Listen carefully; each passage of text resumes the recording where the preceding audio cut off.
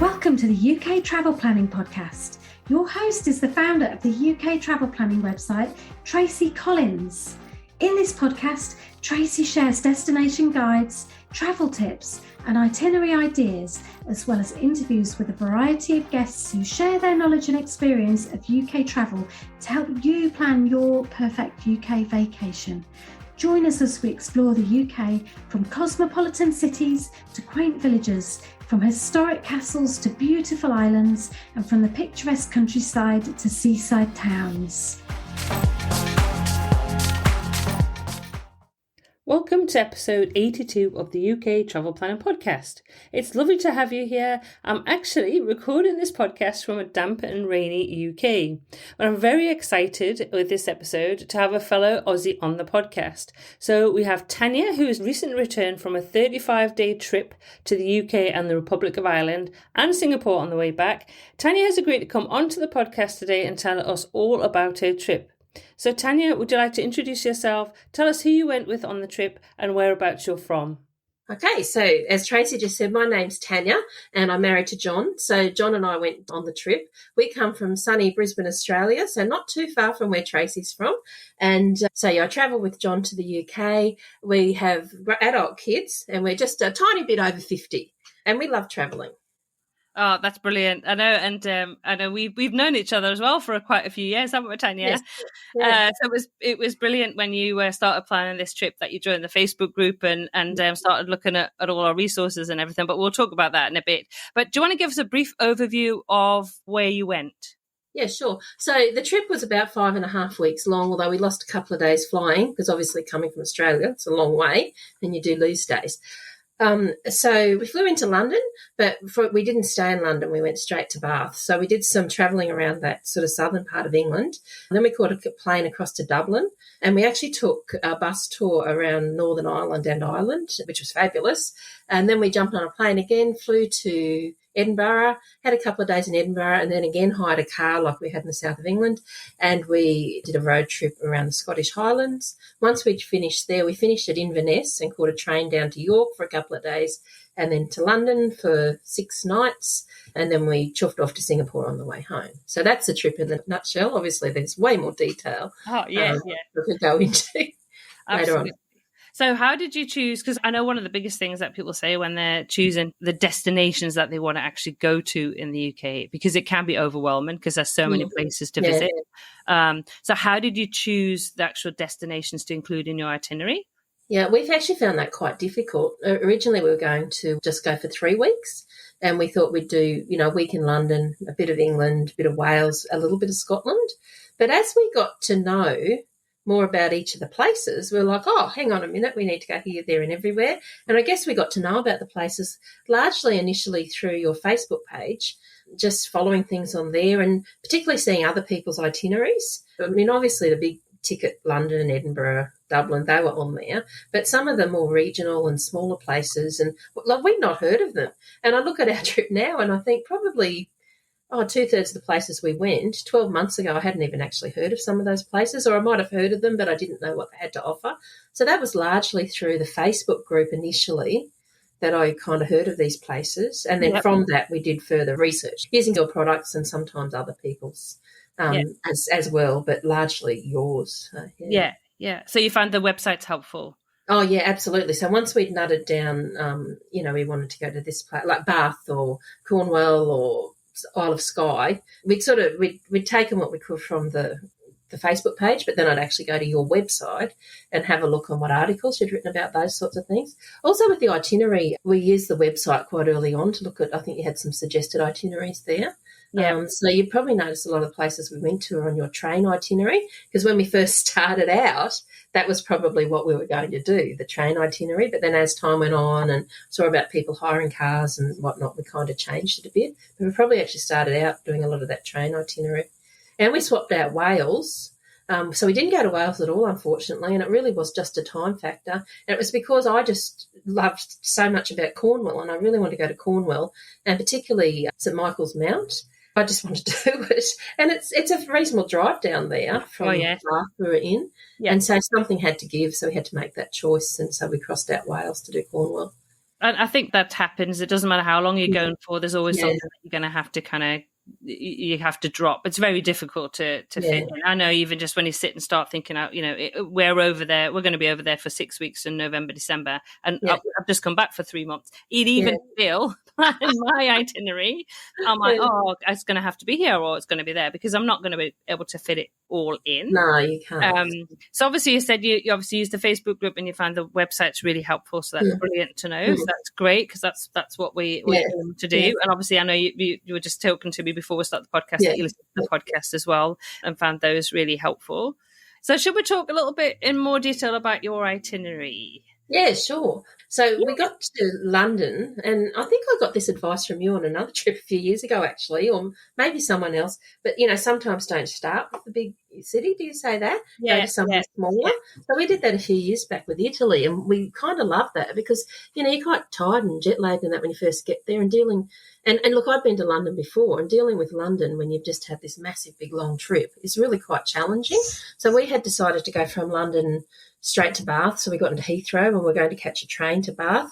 Well, train strike the day we arrived. No. What's the chances? But anyway, train strikes did cause us a bit of grief. So I think I got in contact with Doug going, So both you and Doug have been so helpful.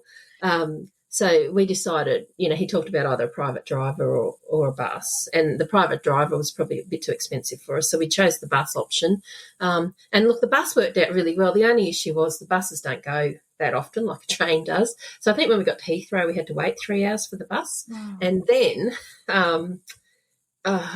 and then the bus is longer, the travel time is longer than the train too. Yeah. So door to door from our home to our accommodation Bath was 33 hours. Whereas, the flight's about 24 to London. So if we'd stayed in London, it might have been about 25. So that was an absolute killer. And in hindsight, I think maybe we should have changed our plan around and stayed in London, because I was quite sick too. I was a little bit sick before we left. I got quite sick on the plane. So by the time I got to Bath, I was cactus. But anyway, we got to Bath. We had a few days in Bath. Another piece of advice I've picked up along the way from, travel planners, I'm not sure if this was you or someone else a few years back, was, try not to make your first day totally packed and crazy when you're coming off a big 30-hour travel experience.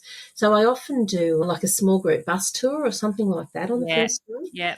Because that way you don't have to think about it. And I don't generally like big bus tours, but small ones I find quite manageable. So, we did Mad Max tours, it was called. So they're just a small bus. And that was really fabulous because that took us to Stonehenge. And that was interesting itself, because Stonehenge is one of those things I thought, if I'm in the vicinity, I probably should do it. But I wasn't jumping out of my skin to do it, but it was fabulous. And we both really enjoyed it. I'm so glad that you say that, because quite often we get a lot of British people who say, don't bother going to Stonehenge, they're just alone in it. Yeah, and to be honest, I get a little bit cross. I'm like, excuse me, like, a long time ago, before you were born, somebody was moving stones from Wales all the way to Salisbury Plain. Maybe we should have a little bit of kind of, I don't know, thought about it. I've probably seen a lot of those big beat-ups on Stonehenge, and it wasn't, I was like, there's stones whooped up. But it was actually, they're so much bigger than I thought, and it's just so much more impressive than I thought, and the stories behind it, and the kind of mystery about, what's all this about? Like, I really found it quite fascinating. So, so with that day bus trip went from Stonehenge to Avebury, which I really loved that too. And not just the stones, but just the little village and everything about there. I really loved that. So that was good. And then it went to... Sorry. And so I was just going to say, and Avebury's really... I love Avebury as well, and because you can walk up to the stones, you can touch the stones in Avebury.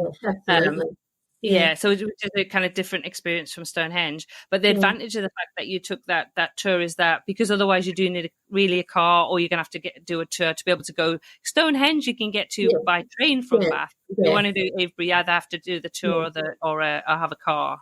Yeah, and look, we would have been too tired that first day to be navigating transport and that sort of stuff. Yeah, and so then just briefly, then after Avebury, we went to two of the lower Cotswolds villages, Castlecombe and... one of the other ones. Laycock? Laycock. Yeah, Laycock. Laycock? Yeah, that's right. We went there. Yes, it was. Yeah.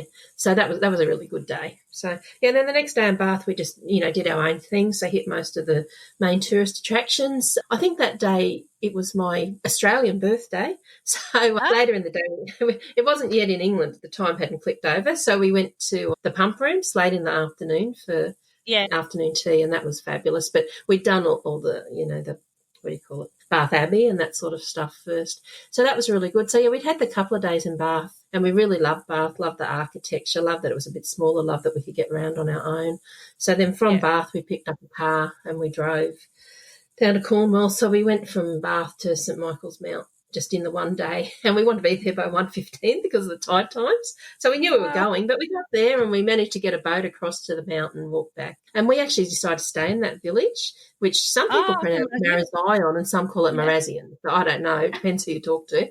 We stayed in that village and we stayed in Airbnb there, but it actually overlooked the mount. So it was kind of like almost a little artist studio or something like that overlooked the mount. So that was fabulous because every time we were at home, we could see the mount. So we kind of saw the sunrises just above there, I think, or sunset or something or other anyway. So that was really fabulous. And so then the next day we were travelling around that sort of southern bit of Cornwall in our car. So we had no issues driving down to Marazion, but driving around Cornwall, that was an interesting experience. And everyone had told us that. But, look, we probably did underestimate it a little bit. And so we had all these places that we thought we were going to see. But, look, the driving was much slower than what we expected.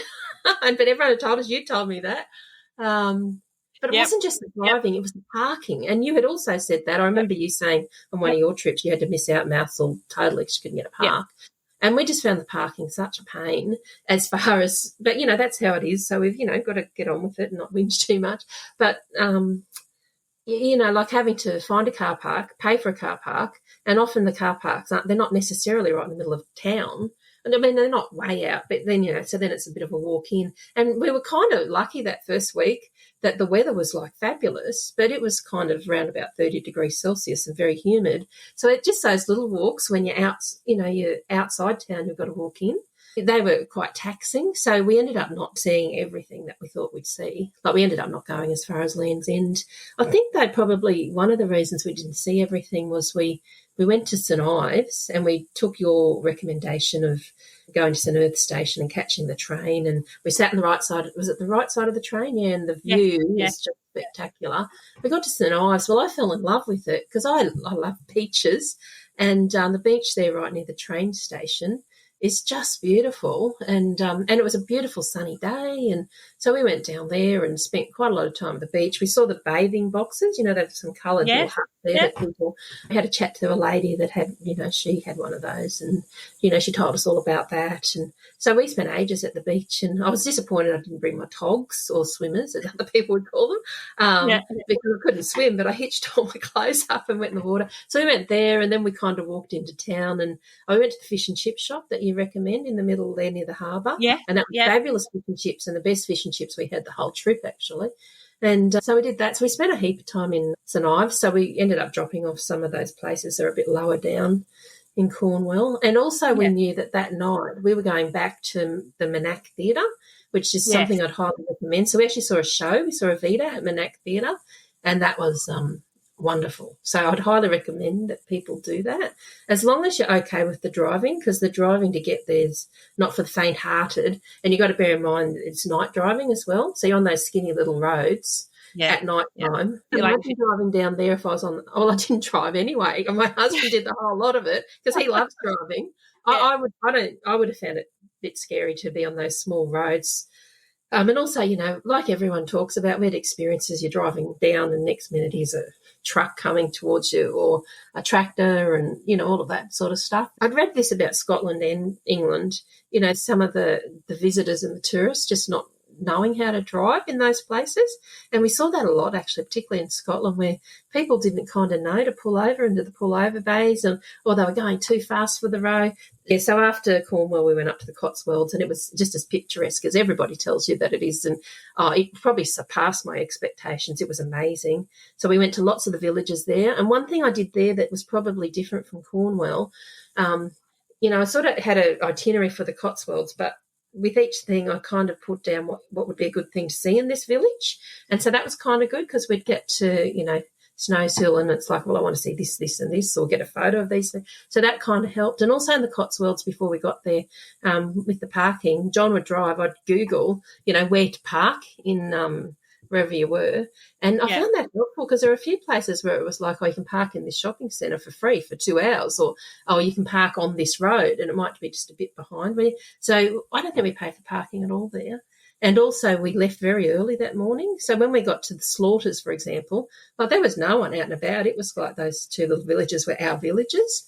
So I think that's a good tip to go early. Yeah. That's really good. Either go early or go later on in the day. Yeah. And actually the first day we got to the Cotswolds, we went to a couple of them late in the day, and that's good too.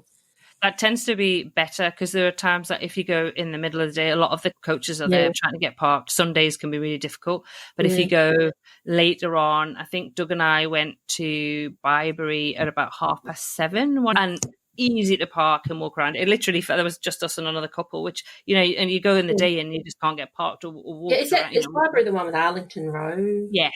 Yeah, so we went to Byberry late in the day too on the way to the Cotswolds, but probably only about 5:30. So I've got photos of like just me and John, not other people in the photos because there was no one much there. But I've seen other people's photos where there's 50 people in there because there's so many people near that Arlington Road. Yeah, so from the Cotswolds, which we had a fabulous time at, we then drove to Bristol Airport, caught a plane to Dublin. We did 1 day in Dublin. Look, I didn't mind Dublin, but it wasn't like rave-worthy like some of the other places. Then we jumped on a bus tour, and look, we only did that because Dublin was a late addition, Ireland was a late addition, and I just didn't feel I had it in me to meticulously plan all of Ireland as well as England and Scotland. So we're pretty dubious about the bus tour. We've never done one before, but we actually really loved it. I think we've really lucked out on the driver. He was a young guy who was just hilarious and very informative in that too. And also I found the Irish people, I didn't know a lot about them. They were so funny and they just had this really great sense of humour, sarcasm, not unlike a lot of Australians. We just felt so comfortable in Ireland particularly. We found the English people very polite and helpful and friendly, but the Irish people just did crack up. They were quite hilarious. And so that bus trip went up into Northern Ireland, which again I found fascinating because I didn't know a whole heap about the Troubles. So that was good. And then round the coastline of Ireland pretty much. And so it was very scenic. I knew Ireland was scenic, but probably not as scenic as what it was. So, so that's Ireland in a nutshell. And then we skipped over to Edinburgh, which again really loved Edinburgh. It did rain both days we were in Edinburgh. And, I mean, that's what the weather's like there, so you can't complain about it. But, I'd seen actually the day we left it was bright blue skies. It's beautiful. I was like, I wish I'd seen it with the bright blue skies. But so we'll have to go back and try our luck. But like I said, we got quite adept at just raincoats on, raincoats off, that sort of thing, dressing in layers, as everyone said, because the weather, particularly from Ireland, but a couple of days in Ireland, but particularly in Scotland, it was just so changeable and rain. So that's where the layers and always having your raincoat with you. I'll often say last year past May, I was in Edinburgh and we arrived on a Sunday and it was beautiful, blue sky, hot. This is middle of May. I actually got slightly sunburnt. Wow. The next day, I'm covered head to foot in winter weather gear, raincoat, on my face peeking out because it was so cold and it was pouring down with rain. And that's between a space of like 12 hours. It was crazy. It is, isn't it? And I've heard people say that, but until I experienced it, I was like, oh, what?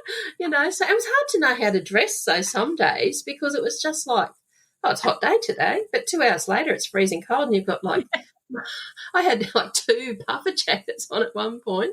One of them was a vest, but like that. So that was tricky, but we got used to it, and that was fine. So we did went to Edinburgh, saw most of the main tourist attractions. Then we hired a car and we sort of set out through Stirling into the Highlands, and again we loved that. Like that was amazing. It was so good. Probably Fort William. We really liked Fort William. We liked the driving because you were driving just in between locks all the time and there was all this water. And I think because it had been raining, it kind of added to the just the mood. And driving through that Glencoe area, it was absolutely raining and blowing a gale that day. And every few kilometres I'd say to John, stop, I've just got to get out and get a photo. So I'm in the pouring rain getting photos, but we loved the drive. We loved Fort William. The place we stayed at Fort William was magical. Yeah, it's a fabulous drive. That's Yeah, it's probably one of my favorite in the world, to be honest. I yeah, could do that kind of loop round. I don't know. I yeah. just in it ad infinitum because it's so gorgeous. Oh yeah, like it was beautiful, and it was like I could stop every 1 minute to take. It was just stunning, and I Yeah. took 5,000 photos out the windows of cars, which probably 4,500 of them didn't work. So that would be a tip. Maybe don't waste your time doing that.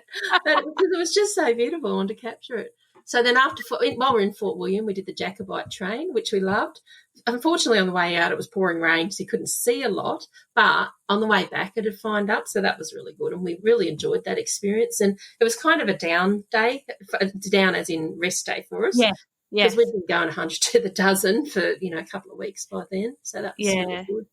And then you went over to Skye. Yeah, and then we went to Skye, and Skye's just as amazing as everyone said. We loved all that. And, we did some of the walks. And the best thing about Skye for us, the accommodation was actually great. We stayed in a B&B, but I think we were in Scotland for 9 days, and it rained quite a lot for 7 of them. But there were 2 fine days, and one of them was our main day in Skye, which was when we went to the Old Manor store, and that's what we had planned. So it just happened to coincide that we got this bright, beautiful blue day on the day when we were going to be trying to do a lot of that outdoor hiking stuff. So that was just so fabulous that it worked out like that. So so a few days in Skye, and then we headed back to the mainland, and this bit was really interesting. My husband, our surname's Munro, so that's a Scottish clan. So way back he's got some connection to the Scottish clan, and they've got a castle. It's quite old, Fowler's Castle it's called, and it had been rebuilt in the 1700s after it had been burnt down. So it's more like a stately home now, but it's still got the walls and the tower. And so I'd sort of said to him, we've got to go there. And he wasn't super keen, but anyway.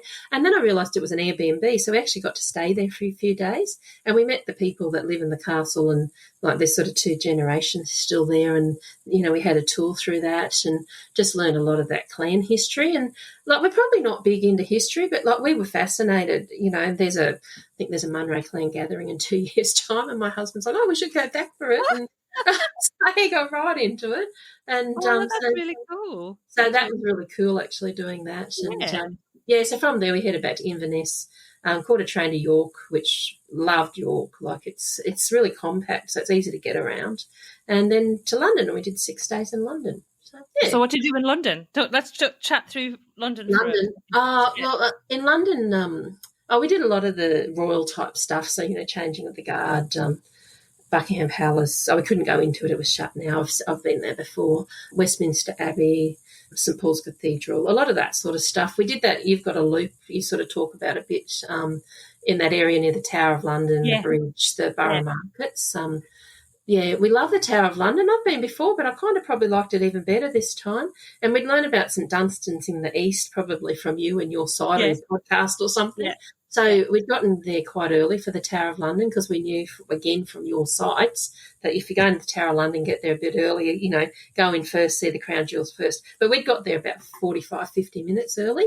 So instead of doing St Dunstan's in the east after, we did it early, prior to the and that was really, it's just beautiful, isn't it? And it's just such an oasis in the middle of such a busy, bustling city. So we did that. We did heaps of stuff there. We had tickets for the Sky Garden, but we had a couple of train strikes and that when we were in London, and so one of the train strikes was planned for the day we were meant to go to the Sky Garden, and we thought, it's going to be pretty tricky to get down there, and it was our last day. So we approached them at the Sky Garden the day before when we were in that area and said, can we come in early? And they said no. So we ended up going up to, I think it's 120 which is another tall building that's got a Sky Garden, but nowhere near as tall. So we got a view from there. And then later that day we went to St Paul's Cathedral as part of that loop. And so we climbed the whole way to the top, which was really fabulous. I was pretty proud of myself. And the other highlight we love theatre, so going to the theatre was a big highlight. And we tried to see shows that we couldn't see here, although we did see Harry Potter, and that's been in Australia for a couple of years. I just haven't been able to get to Melbourne to see it. But we saw Back to the Future, which has not been to Australia yet. I would highly, highly recommend that. It was so much fun. It was a great script, great songs, but it was a lot of fun too, and some good special effects. So, I'd say see Back to the Future if you're there. And we stayed in Covent Garden, which we'd taken that advice from you, and staying in Covent Garden meant you just had such great access to theatres and that sort of thing. Yeah. You've talked a little bit about some of the accommodation options that you chose. So obviously you stayed in some Airbnbs, some hotels. Yeah. So we stayed in a range of places. We stayed in hotels, which was nice because, you know, they make the bed for you and that sort of thing. We stayed in a few Airbnbs, and we made sure they always had washing machines. So that gave us a couple of opportunities to wash, which was really great. And also we could heat up some food, because you do get a little bit sick of eating out every single meal. And interestingly, I know you've spoken about some supermarkets before, but we found particularly in Scotland, we went to Aldi, and the meals at Aldi were amazing. They were so fresh and just really yummy meals. So we loved that they had that. They weren't frozen, but they were pre-prepared. And I wish they did that here, because I probably wouldn't need to cook. I'd be down there as well doing exactly the same. That's right. So that was quite good. And we stayed in some bed and breakfast too. Look, the B&Bs, they were probably our favourite, in that they were so lovely and great breakfasts. And so there was a B&B in Bolton on the Water that we stayed at called Halford House, which I'd highly recommend, and one up in Portree called Rockview. Again, I'd highly recommend it. And then the one in Myrtle's Guest House, which I know is from you've got that as one of your recommendations. Yeah. At, Fort William, that was amazing there too. Oh, that's brilliant. She's also got an Airbnb out the back of the guest house, a couple of them that are double-storey apartments, which are just stunning, because we ended up staying in one because there was a water overflow problem with the toilet where we were staying, which is fine, and she sorted out.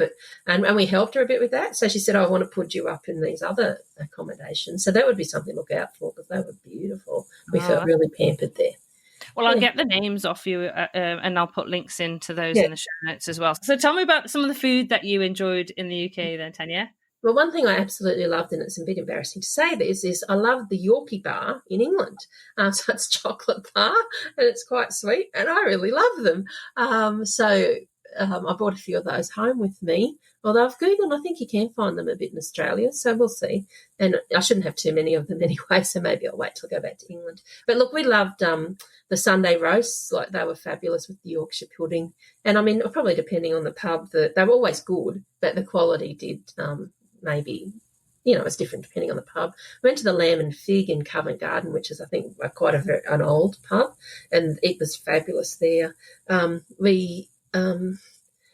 Edinburgh, we went to a place called Quinn's Cafe, which had a Scottish breakfast, which was just amazing. And we surprised ourselves in Scotland. My husband had said he wasn't even tasting haggis, but he did. And we actually both really liked haggis. And we went to the Macca's Mash Bar too, that you'd recommended, and had the haggis there. But, of course, they have other stuff with it there, which was great, and we really enjoyed it. But we also had just straight-up haggis without all the additional flavourings and that. We liked it. Didn't go in for the blood sausage though. And we love the scones. So who doesn't love scones?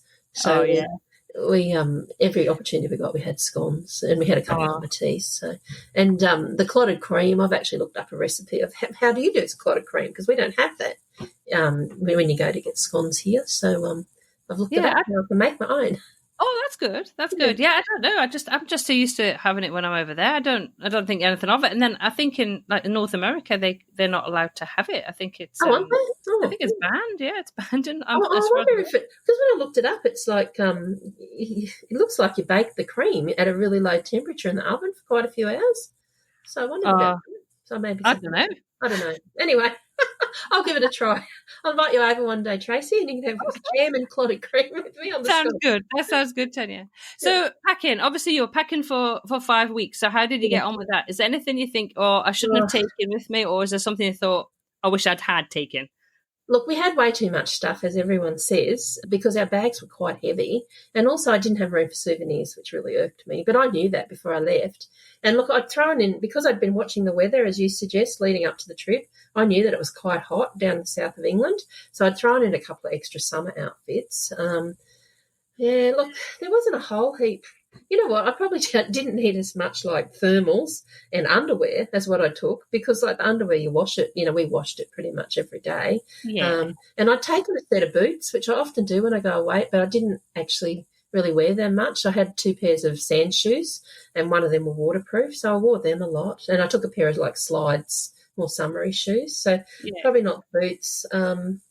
Yeah, but apart from that, maybe a few less shirts and things. So a couple of less outfits. But most stuff I did actually use. My husband, he said he's probably more likely to rewear his clothes much more than I do. So he felt he had too much. I wore every single thing in my bag, but I probably didn't need to wear some of them. So, yeah, I need to revisit that next time I go. Was there anything that surprised you about your trip to the UK? I know you've been before, but was there anything this time you kind of went, wow, I didn't expect that? Oh, one thing that surprised me, which people probably laugh at, the dogs. Like, we're dog people. It's dogs everywhere. People take their dog everywhere with them. We loved it. My husband probably had more conversations with dogs or people about their dogs than anything else, because it seemed like our dog that we've got here is a spoodle. In England, they call them cockapoos, and that seems to be one of them premium sort of brand of dog.